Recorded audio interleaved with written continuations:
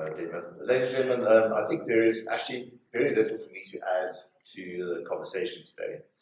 I think even the previous panel, really in a very succinct way, summarized not only the opportunities, but clearly also the challenges we face.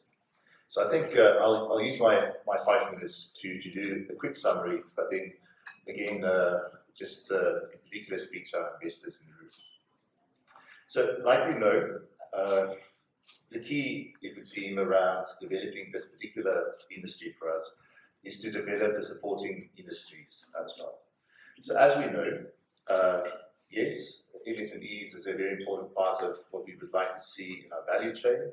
But we'll have, as we heard earlier from Mr. Wu, that there's definitely space for OEMs, developers, but clearly also Namibia Inc. So local companies that do exist that trade in some of these sectors or these supply chains already. And so it will be part of not only the government's mandate, but also your own, hopefully, commitment to this industry to participate in this. There are a number of opportunities that will come up, and I do believe that when we work together in a private-public partnership way, and of course some of this will be formal and some will be less formal, we will definitely get there. But the point really is that, especially for our international investors that are in the room today, Namibia remains a sought-after FDI destination for Africa. I think sometimes when we look at risks, and perhaps perceived risks, actually more than anything else, these 16 factors that we've nicely outlined on this table is something you need to think about when you look at Namibia as an investment destination. I think in particular, when we spoke about the workforce, labour, but the stability of this country is of course one of our main selling points. Our really unchallenged, in many ways, commitment to democracy, but also the rule of law. To name 1 or 2 points. But I think the key thing is, and this is really here where the opportunity lies for Namibian companies in particular, and of course with associated international partners. So we effectively, at the moment, operate a 2-tiered industry. So the industry effectively being the large-scale SCDI-sized operations that Hyphen is developing. And of course, there is a supply chain that will lock into that as Marco and the team develops their project. But then at the same time, we saw yesterday when grants were announced for 3 other projects, but also for really three other countries and operations. And these smaller scale pilot size or pilot scale projects are really where the innovation and the entrepreneurship, we believe, will be seen globally.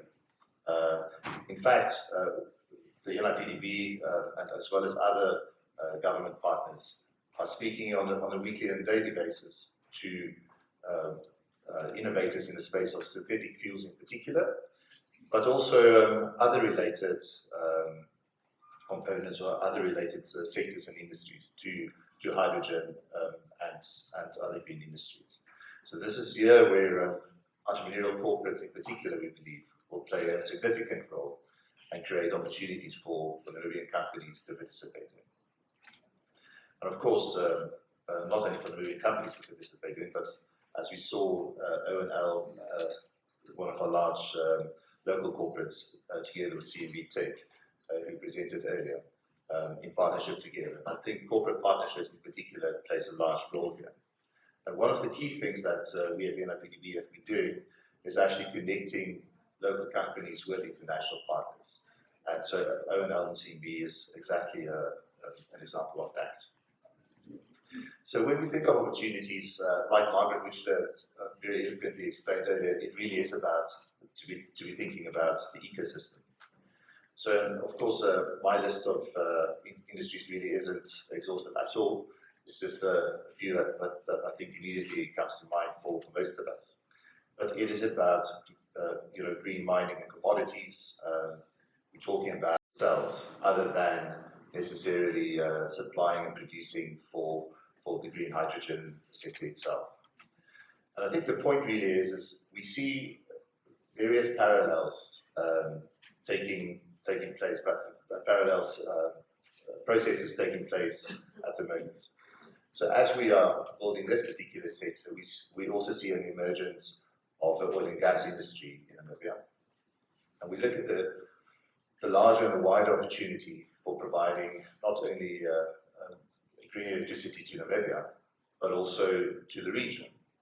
And I think my colleague earlier mentioned the challenges we face, with neighbours being energy challenged, but also at the same time being in a position where, to be honest, we're all heading for an energy crisis if we don't act quickly. And I think to that effect, when we talk about, yes, local construction of solar panels, but also other equipment, that is the step in the right direction. And as I think most of you would know, we have quite a healthy independent power producer market, and certainly in those areas which is closely aligned to hydrogen, we'll see significant opportunities arise in the future.